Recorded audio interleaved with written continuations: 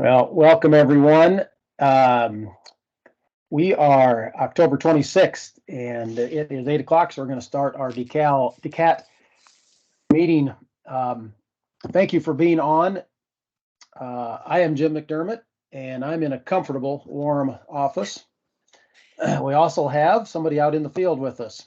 Yes, Paige Thompson, and it's chilly but comfortable. So I'm out in the cornfield, corn on corn, in Palo Alto County. Well, you're dressed for the occasion, so winter coat, stocking hat, so Yeah, hopefully it'll be warm enough. But yeah, I thought it'd be kind of fun to change it up a little bit and have a remote location since they're going to start harvesting that plot in a half hour or hour or so. Um, we're going to jump right in. Again, appreciate you being on.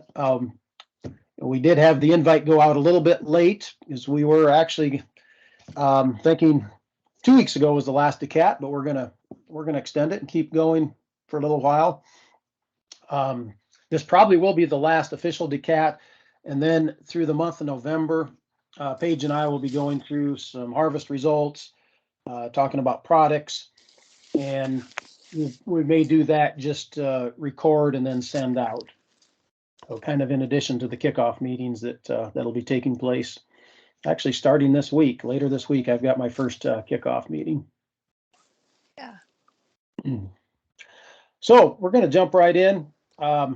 Pretty simple agenda. Mainly going to talk about products, talk about what we're seeing in the field as far as Paige and I, but we certainly welcome comments from those of you that are on and what you're seeing. That's how we learn, how we all learn. And starting to pull yield data, and do have some data to talk about this morning. Of course, there's more to come in, especially on the corn, but we're getting a pretty good feel how things are doing. And then if there's other topics, other things, certainly can bring those out from the group. So, Paige, let's jump right in. We've got yeah. the hybrid comments slide up. Just some of the things that you and I have seen and what we've gathered from others. What I also have pulled is win ratios from 22 as well as from last year. You know, sometimes we can get tunnel vision and only think about this year or only think about one plot or one area, but it always helps to look at the big picture because we don't know what the conditions are going to be like next year. You know, we're always looking for those products that have consistency over years and over different yield environments. And it's good, bad, and ugly. Don't win them all. This is data against Brevant, NK, and Pioneer, what we consider our main competitors, updated as of yesterday. And this would be for the state of Iowa. So Yeah. 4869 is one of the earlier ones that we like to bank on. That one has impressed as far as having late season plant health and stay green, especially on the earlier side. We all know these earlier products haven't necessarily kept up as far as yield potential, but I do like what that one has done within its maturity. 50, 87, and 88. I mean, that one is all agronomics. Like, I like everything about that. It definitely stands out. Its emergence, its stock strength, um, intactness, stress tolerance. That one, I've had a lot of comments from the field, how well it's doing, Jim. Yeah, and I would say it's kind of, I think of it as the 5438 of the 100 RM, Hmm. because it's not necessarily going to be a plot winner, and obviously some of that's maturity, but it's a type of hybrid that really does well in fields, you know, has the consistency, the stress tolerance, and then, like you said, the agronomics. 2 years ago, as a new product, it was very dominant. You know, last year it was okay, but didn't really stand out. This year the win ratio is a little bit higher, but again, it's in field situations it's been outstanding. Jumping up, a couple new ones that we'll talk about together: the 101, 33, and 35, and then also the 105, 33, and 35. So the Smart Stacks Pro as well as the Double Pro counterparts. Two new products at 101, 105 that have done extremely well. You can see the win ratios, not only a high percent, but a very large gap compared to the competition. So these products have been fun to watch. We know with new products, the supply is limited. So, we have to look at them as introductory supply. But it's very fun to see where that pipeline is heading with products like this coming out of our experimental products. 5218 and 5125, Jim. Um, I'm actually out in that one right now. You can see down the row, hopefully things look pretty good. And then you've got the ears right here. Are you able to see that? Or is Yeah. it blurry? Nope, looks good. Yep. Yeah. So I like what I'm seeing with this one. I really like the stay green all year with it. Emergence is average out of the ground, but stand establishment for the most part always happens. And we have seen maybe some yields off just a little bit south and west where moisture was limited, but gosh, it's been really, really good north. Yeah, it's been kind of the tale of two cities here. Where there's been more moisture, less stress, it seems like it's done better, which is a little bit surprising because I would say this one has had pretty good drought stress tolerance. So it's a little surprising, but you can see the win ratio. It's, last year was dominant. Everybody wanted it. This year, the win ratio is not as impressive. Didn't seem to have quite the stay green. But again, looking at it at the long haul, it's still one that we want as part of the mix because we know what this one's capable of. And we also know the agronomics are solid no matter what. Yes. You know, moving on to 5299, another 102 day. This one definitely placement is a little different, but it has been interesting again this year, Jim, with this hybrid. Stay green and intactness wasn't the best. The ears weren't that impressive. Saw a little tip back, but oh my gosh, the yield impressive. I mean, that top end with this one, it's got some offense to it, so we're going to want to put it on some better ground, but again, this one has done really well. What do you think on it? Yeah, I would agree.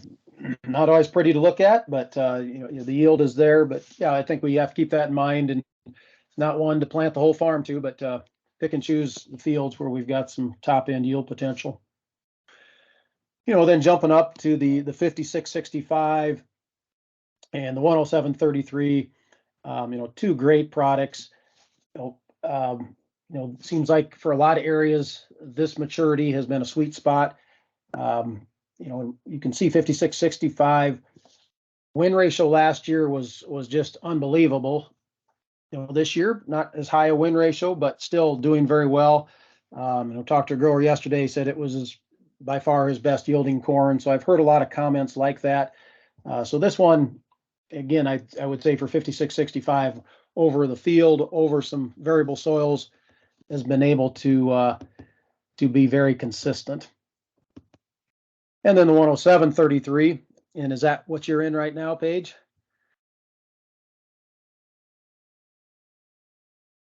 Oh, we got you on mute. Oh, I'm in 10733 right now, and you can see down the row, it looks really, really nice. It's standing nice. One thing about this one is those ears, the consistency, the placement, the fill. I mean, it looks really, really great. 10733, again, if you guys remember, it's got some nice offense to it also. It was tested with the 110-day relative maturity group. It is yielding right up there with those later hybrids. It's doing awesome. Yeah.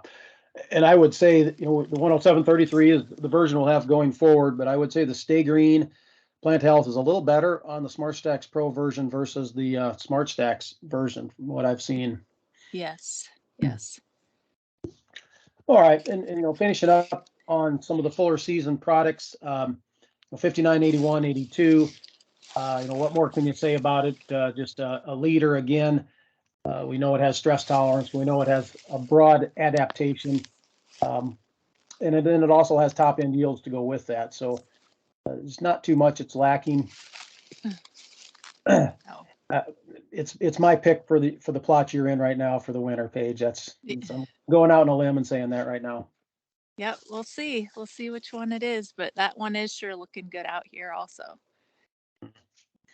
And we know it can move north. We've got a lot of growers that maybe get nervous at 109 if we get up into the northern interior counties, but it's been proven to move north, proven that it can handle if we've got a shorter growing season even. So very, very consistent no matter what type of year we throw at it. Talking with some growers that I've known over the years that are in the Minnesota area, it definitely works in southern Minnesota as well. It's one of those that does well in a lot of places. Absolutely. So 111.33, we've been talking about this one, to be honest, has been off a little bit, especially compared to last year. You can see on 21 data, it was 10 bushels better than 59.81. So your expectations get set pretty darn high when you see that. This year, it has not had that top end. Seems like it's lacked a little stay green. It was some of the green snap early, but no, overall, it's just been okay. We've seen some good reports out of it, but yield wise, I would say the hybrids around it, 59.81, 62.69 have generally been better. Yeah. Yeah. With that 62, 69, and 70, I like that early plant health and stay green. It came out of the ground really, really well. Strong roots and stalks. There was some variability with it, just a little bit uh, out there, but it's one of those where I've had comments from growers. This is the best corn I've ever had my entire time farming. And then there are some fields that were a little off, but um, this is one we are seeing 66% wins this year, 80% last year. Yeah, and really this full season class, these 112, 113, 114, 15, very good win ratios. And this is against, what Pioneer would consider some of their heavy hitters, 1185, 1366. So we're doing very well against those. 6390 has had very nice consistency, liked what it's done. 6464, extremely impressive win ratio. Another one that I've also liked the consistency there, and especially in the high yield environments, it seems like where it's shined. It does like a little bit better soils overall. Yes. Then to the 115.33 average emergence, it's looked good throughout the season. It's got a nice, big, broad base root system. These early yields that we've been finding, they look real strong. Looks real good out in the field, Jim. Yeah, absolutely. Yes, from the group, is there other comments, other things I guess you want to add to the hybrids that we've been talking about?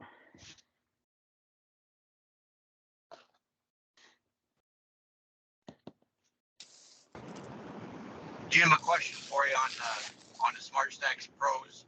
Are you going to have them separated out on the corn plots versus the corn on bean ground, or did you just limit it to the corn on corn? Yeah, great point. And yeah, we'll eventually be breaking that out. But as of right now, everything is thrown together. Actually, on the 111.33, I was cutting some data yesterday on that. And on corn, it had a positive win ratio. So no question, corn on corn acres is where that Smart Stacks Pro really shines. Yep. A lot of products we aren't mentioning, of course, tried and true 5438 still in the lineup. Some of these other products, 5834, 5864, that still have limited quantities on some of those, but we just tried to highlight the key products in high volume. Yep. All right, we'll keep moving ahead. Since boy, Paige, it's already 8:15. Yeah. Time flies when you're having fun talking about corn hybrids. So just going to flash through some data. This is the overall data. We'll be sending this deck out, so you'll have this as well. But as far as Iowa, up to almost 1,800 comparisons versus the Brevant, NK, and Pioneer, and most of these would be Brevant and Pioneer. But nice yield advantage. and a good $29 per acre advantage as of right now. And then I always like looking at the data by yield environments. And unfortunately, it turns out very nicely too, because you look at this, and so on the left side would be the lower yield environments, where we've got essentially the 180s to lower 200s. We've got a nice advantage there. As we get more comparisons here in the middle, and you don't see as much advantage, but then really like to see this as we get into the high yield environments. That's where our advantage is the greatest, and this is 272 up to around 300. So very impressive at the high yield environments. That's where our advantage shines the most.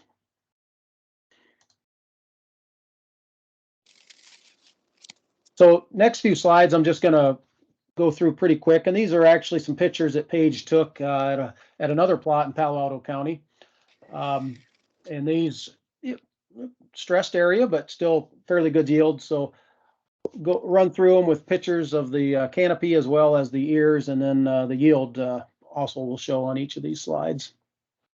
Yeah, this 4869 did come in pretty impressive for a 98-day, 192 bushel per acre here. And again, like Jim said, there was a lot of stress in this area, about a one-time 10 inches of moisture behind. 5087, like we were mentioning, just straight as an arrow as far as the standability on this one. 5218, you see the consistency through those ears right across there and standing strong. See a little greener, showing some a little more stay green there. And then the 5299, like we mentioned, not quite the stay green, not quite as many tops intact as we would expect, and not the prettiest deer either. Right. But you can see the yield levels jump up there. 105.35, we do have 33, the Smart Stacks Pro. This big, chunky, girthy ear has been quite interesting. Deep kernel depth, 221 out here. Then 5665, again, they've kind of been back and forth with the 105, 33, and 35. But I think we underestimate the stress tolerance on this one. It's still one we like better on the heavier soils, but I think this year proved it can handle some stress as well. 107.33, again, like I showed you out in this plot, that consistency down that row, you see it pretty much every time. So that one's standing straight as can be. Yeah, really shows the ear length, especially as you compared to the last two where they're short and girthy, and this one is more that long, slender ear type. Yeah. And then the 5982, which I believe did top this plot, as it's done in a lot of plots. Nice to have a product that's one of your best high volume products that also tops plots. Yes. Kind of has that type of ear that tapers to the narrow hip, wider at the butt. Yes. 111.33, we always find that one with some really nice grain quality. It doesn't dent that much. 216 in this plot. So. And then lastly, 6390, doing what it does. Very, very good top end yield as well, and not showing maybe quite as much stay green as some of the others, but still hanging in there very well with the stock quality. So great pictures there, Paige. Last few slides here, talk a little bit about soybeans. Won't go into all the detail, but you can see some of the comments. Especially, I think it's worth noting that this year was a year where overall offensive varieties shined. Some of the characteristics like white mold tolerance, standability, even SDS were maybe not as important to the final yield this year. So offensive varieties and 18 XF1s would fit right into that. Did very well. On beans, it's always harder to see that big separation. So if you're getting into the mid 50s on a win ratio, that's doing well, and you can see a lot of our products fall right into there from 50% win ratios on up. Really like what I saw at 23XF2s. We had a little bit of that in plots last year, but out in fields with growers, got a lot of great responses there. Broadly adapted. It's got some nice top end with some pretty good agronomics to it. Yeah. Yeah. And then I wanted to point out too, with the 23XF3, this one was South American produced, so the plot seed didn't come back till early June. Right now it's only in 3 plots in the nation, so it's done well, but we're waiting to get breeders data and hopefully some information from seed production fields. But that one will be a nice addition to the lineup, and it's fun to see these XF3s, all these XF3s, especially 19XF3, 23XF3, 25XF3, 27XF3. It shows you where the pipeline is heading. Some real good additions to the lineup. Yep.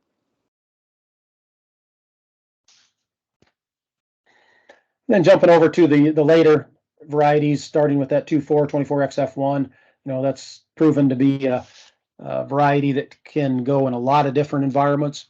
It's maybe one in a plot situation, doesn't always be the plot topper, but another one of those that really does well in field situations, especially if we're dealing with variable soils or we're dealing with high fertility. The standability on that thing is outstanding. I've seen that one time and time again on multiple year corn on corn coming off of that, and it stands phenomenal, like you said, in those high yield environments. Kind of a little different soybean, moving to the 25XF3s. It's offense. You can see that win ratio that we've had this year, 84%. It's got average agronomics, but it's got some nice offense to it. Decent on the white mold, and probably not the highest for IDC, but pretty darn good one. Right. Yep. Then finishing up on the later varieties, 26XF1 as far as another one that can go a lot of different environments, a lot of different soil types. Really not many weaknesses across the board. 27XF1s in that 2.7 maturity. Another one that's widely adapted, especially as we take it on some variable soils. That one can really handle some hills, handle some lighter ground very well. And then those 27XF3s, finding that top end, amazing potential there. Seeing it top a bunch of plots across my area. Broad soil placement with that one. Great fit for high pH as well. Standability average there, 66% wins. Mm-hmm. And then just looking at a snapshot on some of the data, really in this maturity 1.5 to 2.7 that we just covered. Pretty nice advantage again on soybeans. You don't see the huge spread, but anytime you get win ratio in the 60s and 2 bushel yield advantage, I'll take that. That's against E3s, and this would be over a bigger swath of an area: Iowa, Minnesota, Nebraska, and South Dakota. And then also breaking things down by yield environments as well. And the trend here is our advantage does tend to grow as we get into the higher yield environments. In this particular breakout, 75 to 87 is really where we see the advantage, almost double compared to some of the other yield environments. So I like that part, Paige, where we shine in the places where we want to go in high yields. Oh yeah, for sure. Never would have dreamed we'd have yield environments in the 80s this year, by the way. I know. It's been amazing overall, corn and soybeans. Mm-hmm. These breeders are doing a great job with stress tolerance and all of that. Well, is there any questions out there on products, the year? I don't have the time up, Jim. We're probably getting close. Yeah, about 8:25. So okay. We've got time for any comments, questions. I do have the QR code for those that need CCA credits. Get that half of crop management as usual. Those halves really add up. Oh yeah, they do.